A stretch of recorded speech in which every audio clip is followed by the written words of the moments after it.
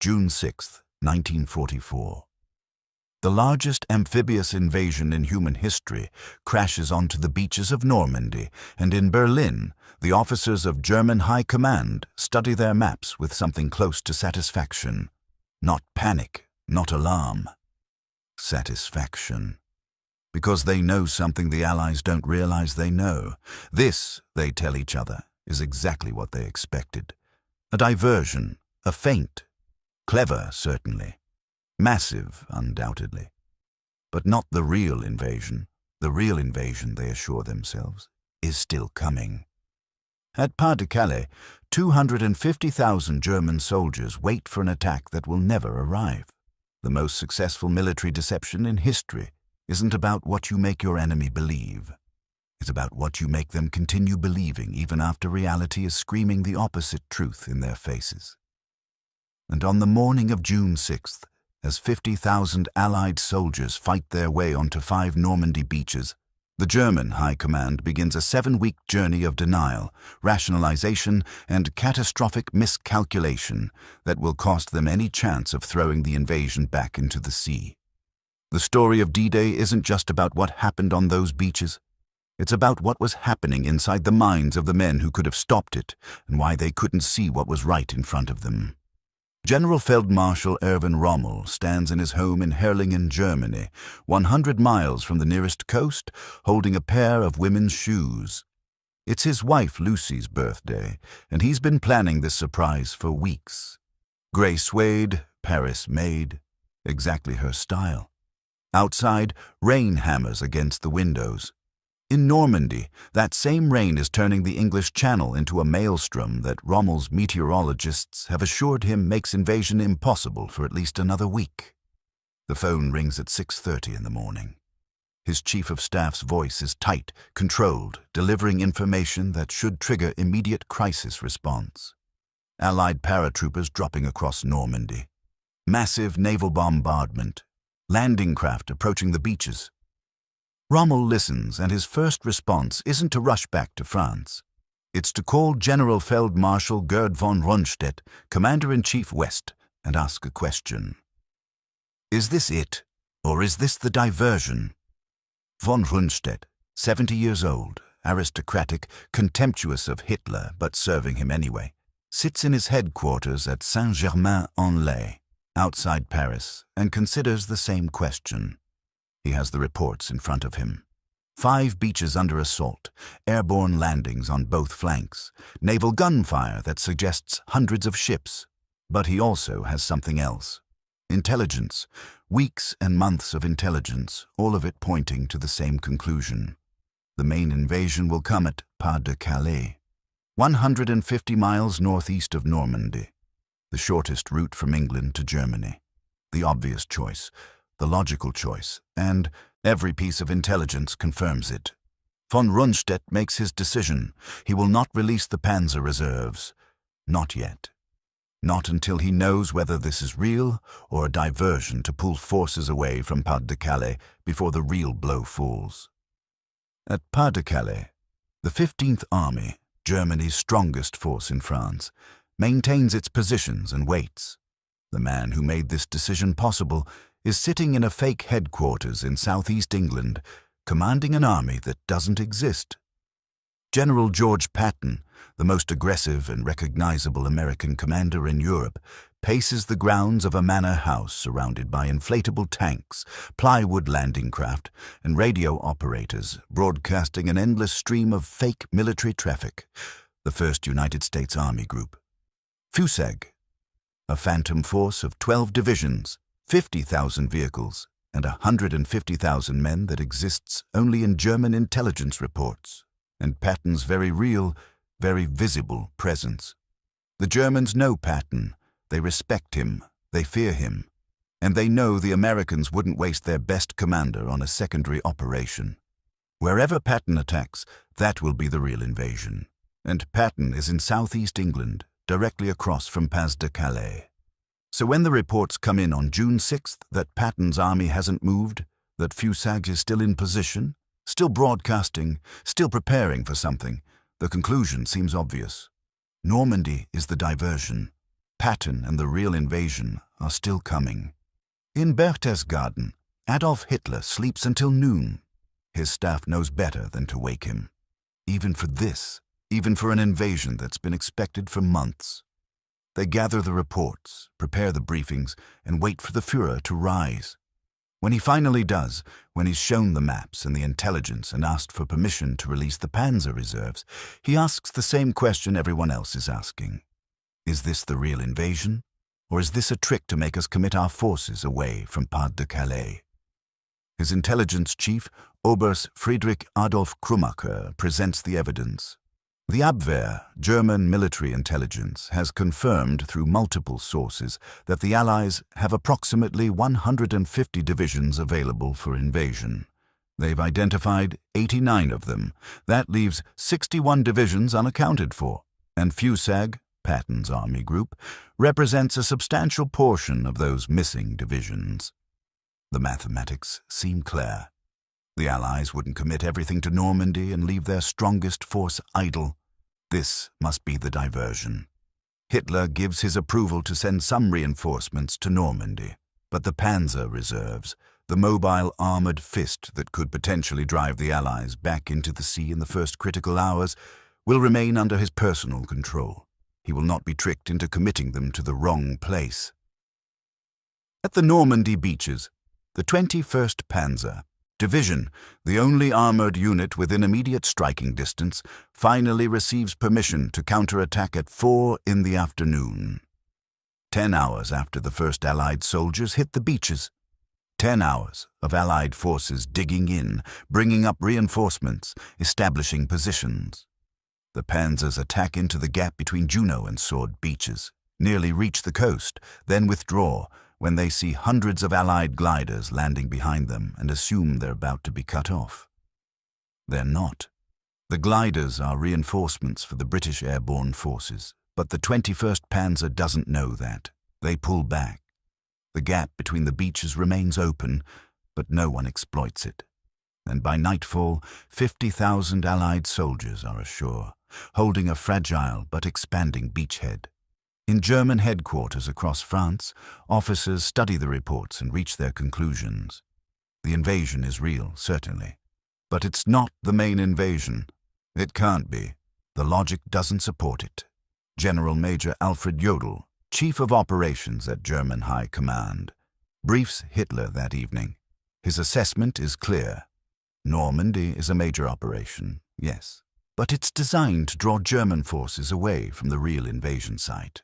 The Allies are trying to make Germany commit its reserves to Normandy so that when the real invasion comes at Pas-de-Calais, the defenses will be weakened. We must not fall for this deception, Jodl tells Hitler. The main invasion is still coming. Hitler agrees. The Panzer reserves stay where they are. June 7th. The beachhead expands. Allied forces push inland. More troops pour ashore. And at 15th Army headquarters at Pas-de-Calais, Generaloberst Hans von Salmuth maintains his positions and watches the sea. His army is the strongest in France. 19 divisions, 250,000 men. More tanks, more artillery, more everything than the 7th Army defending Normandy. And he's been ordered to hold position and prepare for the real invasion. His intelligence officers show him the intercepts. British and American radio traffic suggesting massive forces still in England. Aerial reconnaissance showing ships and landing craft in English ports across from Pas-de-Calais. Everything points to a second, larger invasion coming soon. Von Salmuth trusts his intelligence. He keeps his army in position. In Normandy, the 7th Army, undermanned and undersupplied, fights alone. Rommel arrives back in France on the evening of June 7th, having driven through the night from Germany. He reaches his headquarters at La Roche-Guyon and immediately grasps something his superiors haven't. The scale of the Normandy landings is too large for a diversion. The commitment of resources is too great. This is real. He calls von Rundstedt. We need the Panzer reserves. All of them, now. We can still contain this if we act immediately. Von Rundstedt is less certain. And if Pas-de-Calais is attacked while our forces are committed to Normandy, then we've already lost, Rommel says. Because if we don't stop them in Normandy, it won't matter what happens at Pas-de-Calais. But von Rundstedt doesn't have authority to release the reserves. Only Hitler does. And Hitler is still convinced Normandy is a diversion. June 8th, 9th, 10th. The beachhead expands day by day. Allied forces link up the separate beaches into a continuous front. They push inland, capture towns, establish supply lines. And the panzer reserves sit idle, waiting for permission to move, waiting for certainty about where the real invasion is happening. In London, the officers running Operation Fortitude watch German force dispositions with something close to disbelief. The 15th Army hasn't moved, even after 3 days of sustained combat in Normandy, even after it's clear the Allies are establishing a major presence. The strongest German army in France remains at Pas-de-Calais, waiting for an invasion that will never come. The deception is working beyond their wildest expectations, but they can't relax. They have to maintain the illusion. Keep the phantom army visible. Keep Patton in England. Keep the Germans believing. On June 10th, they have Patton send a radio message to his units in Fusag, discussing preparations for the upcoming operation. German signals intelligence intercepts it. The message is decoded, analyzed, and sent up the chain of command. Assessment: Patton's army is still preparing for invasion. Timeline: within the next 2 weeks. At German High Command, this intelligence confirms what they already believe. Normandy is the diversion. The real invasion is coming. Rommel, meanwhile, is watching his defensive positions in Normandy crumble day by day. He's receiving reports of Allied air superiority so complete that German forces can barely move in daylight. His reinforcements are being bombed on every road and rail line leading to the front. And he's still fighting with a fraction of the forces available in France, because the rest are waiting for an invasion that he's increasingly certain isn't coming. On June 11th, he drives to see Hitler personally. The meeting is tense. Rommel argues that Normandy is the main invasion, that every hour of delay makes the situation worse, that the Allies are building up forces faster than Germany can bring reinforcements forward, that if they don't commit everything now, immediately, the opportunity to throw the invasion back into the sea will be lost forever. Hitler listens. Then he asks the question that has paralyzed German response for 5 days. And if you're wrong, if we commit everything to Normandy and then Patton lands at Pas-de-Calais with 60 divisions?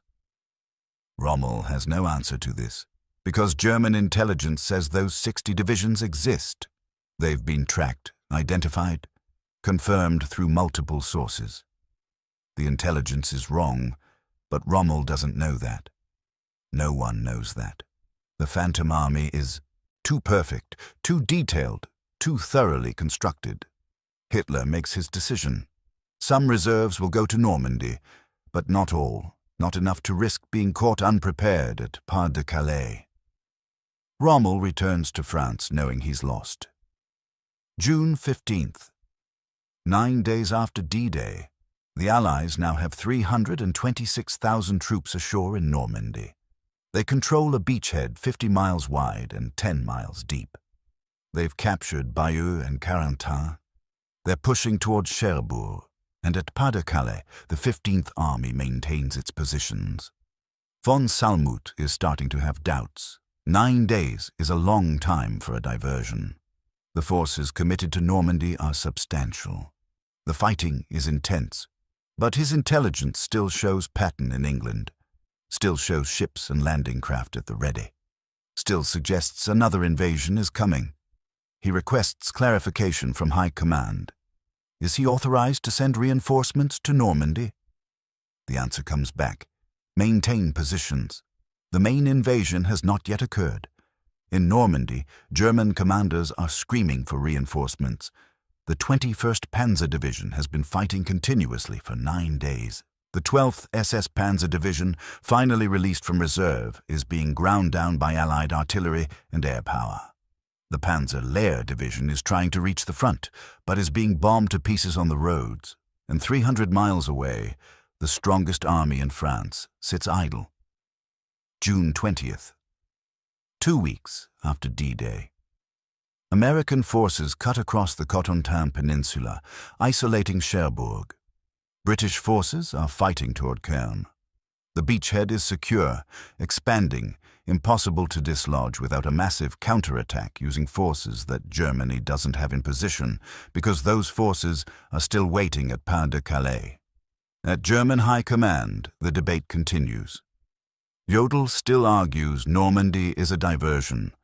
Von Rundstedt is wavering. Rommel is certain it's the main invasion but can't prove it. And Hitler trusts his intelligence services, which continue to report that Patton's army is preparing for invasion. What none of them know is that the intelligence is being fed to them, that the Abwehr has been compromised, that every source they trust has been turned or is fabricated, that the entire intelligence picture they're basing their decisions on is a carefully constructed lie. The British have broken German codes.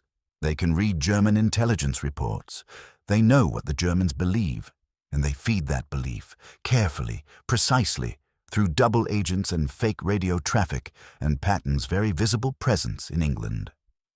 On June 22nd, Patton finally visits Normandy. German intelligence reports this, and the assessment is immediate. He's inspecting the diversion force before returning to England to lead the real invasion. The 15th Army stays at Pas-de-Calais. June 30th, 3 weeks and 4 days after D-Day. The Americans capture Cherbourg. The Allies now have 850,000 troops in Normandy. They control a beachhead that can't be eliminated. The question is no longer whether they can be thrown back into the sea. The question is how fast they can break out and drive into France. And at Pas-de-Calais, the 15th Army finally receives new orders. Not to move to Normandy, to prepare for imminent invasion. Because German intelligence has intercepted radio traffic suggesting Patton's army is about to embark. Von Salmuth reads the orders and feels something close to relief. Finally, the waiting is almost over. The real invasion is coming. Everything that's happened in Normandy, all the blood and losses and retreating positions, has been the price of maintaining position here, where the real battle will be fought. He inspects his defenses. 250,000 men, 19 divisions, strong positions. He's ready. The invasion never comes. July 7th, 1 month and 1 day after D-Day. At German High Command, the morning briefing includes a troubling assessment. Allied forces in Normandy now number approximately 1 million troops. They've established complete air superiority. They've captured Cherbourg and are bringing supplies ashore through the port. They're preparing for a major breakout operation, and Patton's army is still in England. Jodl studies the numbers and begins to feel the first whisper of doubt. 1 million troops is not a diversion. That's a full-scale invasion. But if Normandy is the real invasion, where is Patton? Where are the 60 divisions that intelligence says are still in England? The question hangs in the air, unanswered. July 15th. The truth is becoming impossible to deny. Normandy is not a diversion. It's the invasion. The only invasion. There is no second landing coming. Patton is going to Normandy, not Pas-de-Calais. The 15th Army has been held in position for 5 weeks, waiting for an attack that was never planned, never intended, never real. The order finally comes. The 15th Army is released to move to Normandy. Von Salmuth receives the order and feels something collapse inside him. 5 weeks. His army has been sitting here for 5 weeks, while the real battle was fought by undermanned, undersupplied forces that were destroyed piecemeal because they didn't have the strength his army could have provided. He begins moving his divisions toward Normandy. By road, because the railways are bombed to rubble. Through fighter-bomber attacks that destroy vehicles and kill men and slow everything to a crawl. toward a battle that's already lost, because the critical moment, the hours and days immediately after the invasion when the beachhead was vulnerable, has long since passed. It takes 2 weeks for the first 15th Army divisions to reach Normandy. By then, the Allies have 1.5 million troops ashore. They're about to launch Operation Cobra, the breakout that will shatter German defenses and send American armor racing across France. The divisions from Pas-de-Calais arrive just in time to be caught in the breakout and destroyed. In Berchtesgaden, Hitler finally accepts that there will be no second invasion, that Normandy was the real thing, that his intelligence was wrong. But he doesn't understand how it was wrong. He doesn't grasp that every source he trusted was compromised, that the Phantom Army was a fiction, that Patton never commanded anything in England except inflatable tanks and radio operators. He blames his generals. Von Rundstedt is relieved of command on July 2nd. Rommel is wounded in an air attack on July 17th and later forced to commit suicide for his peripheral involvement in the July 20th plot to assassinate Hitler. Von Salmuth continues commanding the 15th Army as it's ground to pieces in the Normandy bocage.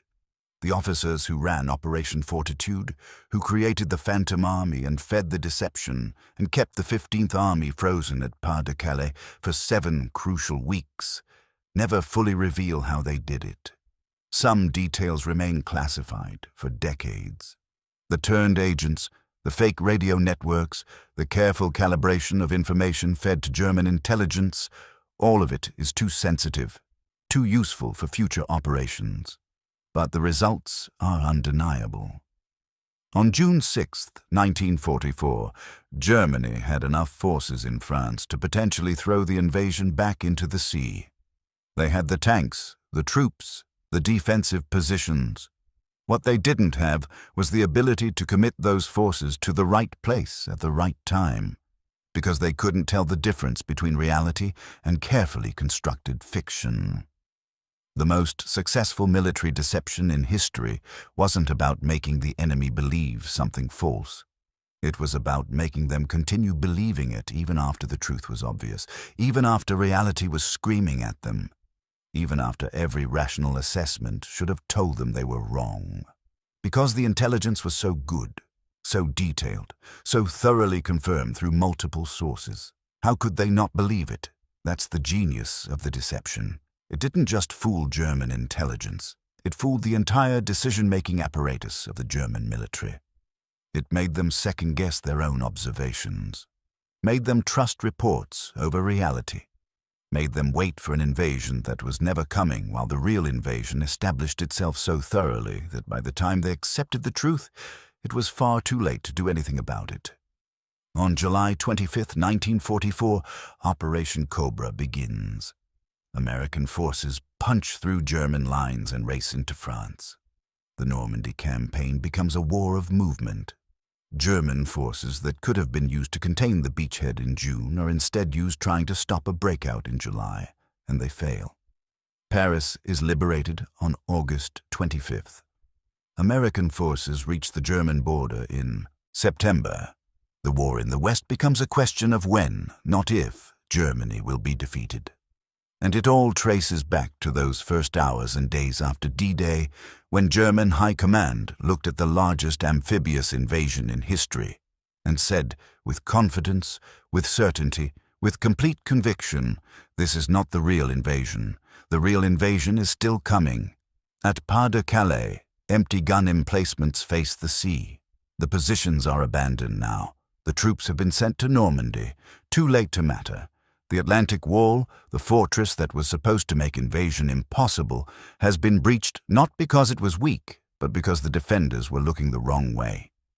In the decades after the war, historians will debate how much difference it would have made if the 15th Army had been committed to Normandy immediately. Some argue the Allies would have won anyway, that their superiority in air power and naval gunfire was too great. Others suggest that if the Panzer Reserves had counterattacked on the afternoon of June 6th instead of waiting for permission, if the 15th Army had moved on June 7th instead of July 15th, the invasion might have been contained, might have been thrown back, might have failed. We'll never know. What we do know is that Germany's best chance of defeating the invasion wasn't lost on the beaches. It was lost in headquarters, buildings hundreds of miles away, where officers studied intelligence reports and made rational decisions based on information that was carefully, deliberately, completely wrong. The soldiers who died in Normandy, on both sides, died fighting for a beachhead that might not have existed if German high command had trusted their eyes instead of their intelligence. If they'd believed what they were seeing instead of what they'd been told to expect. If they'd accepted that sometimes the obvious answer is the right answer, and the enemy isn't always playing tricks. But they didn't. They waited. They hesitated. They kept their strongest forces in position to defend against an invasion that existed only in their minds and in the carefully maintained fiction of Allied deception. And by the time they realized the truth, the war in the West was already lost.